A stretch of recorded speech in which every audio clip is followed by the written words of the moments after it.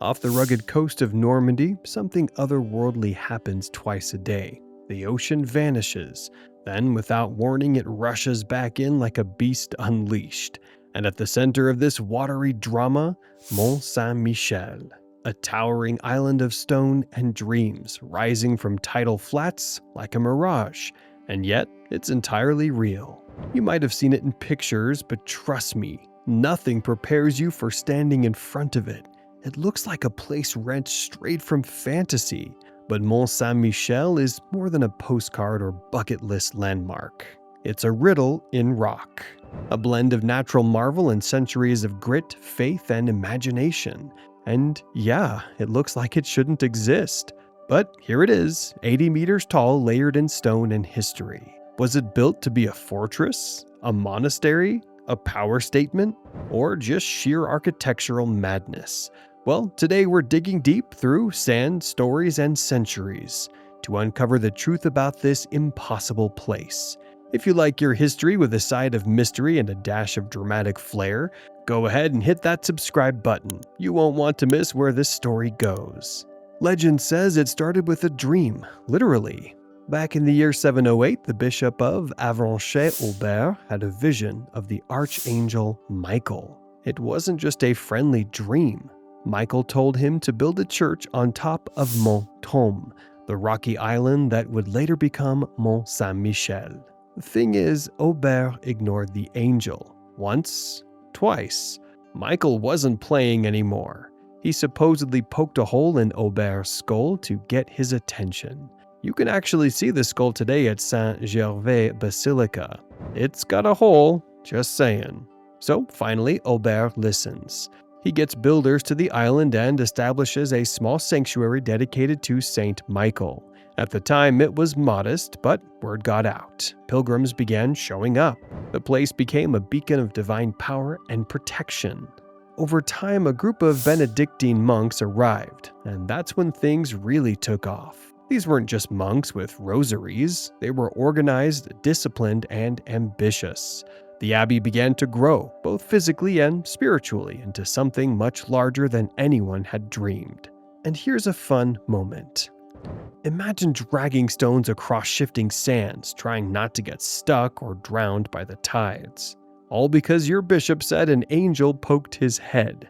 Medieval project management at its finest. By the 11th century, Mont Saint-Michel wasn't just holy ground, it was holy strong. Monks, architects, and stonemasons began constructing a full-scale Romanesque church.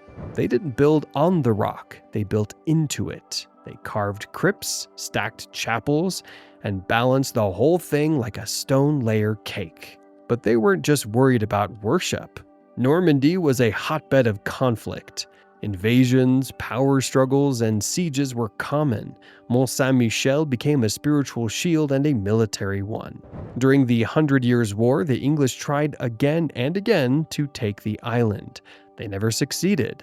Mont Saint-Michel held firm thanks to its natural tides and its sturdy defenses. Even a handful of defenders could hold off hundreds. Personally, I love this part of the story. It wasn't just faith or stone that kept the island standing. It was planning, engineering, local knowledge. The monks knew the terrain like the back of their hands. Faith built the abbey, but strategy saved it. By this point, Mont Saint-Michel was both a symbol of divine protection and a very real fortress of resistance. That dual identity is what made it so powerful and so unique. One of the most striking things about Mont Saint-Michel is how it plays with your senses. Depending on the tide, it either rises alone in the sea or connects gently to the mainland with a causeway. It feels isolated, but it never really was.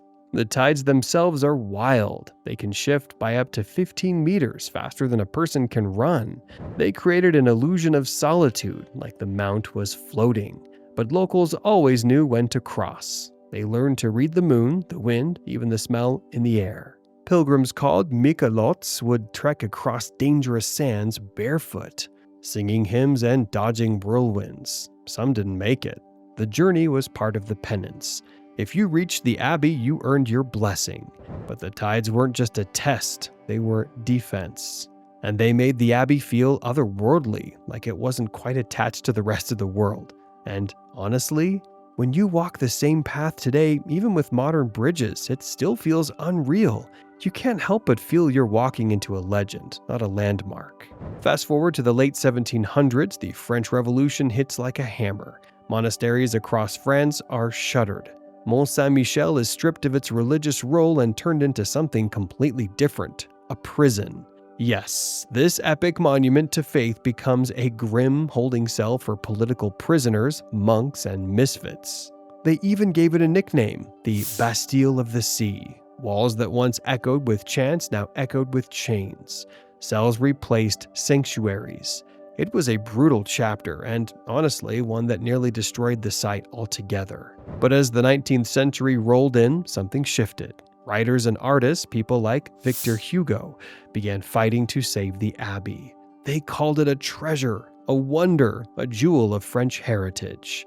The prison closed, restoration began. Still, a lot had been lost. Some art, some archives, some spirit. But not all of it. I find this part emotional. Places, like people, can fall.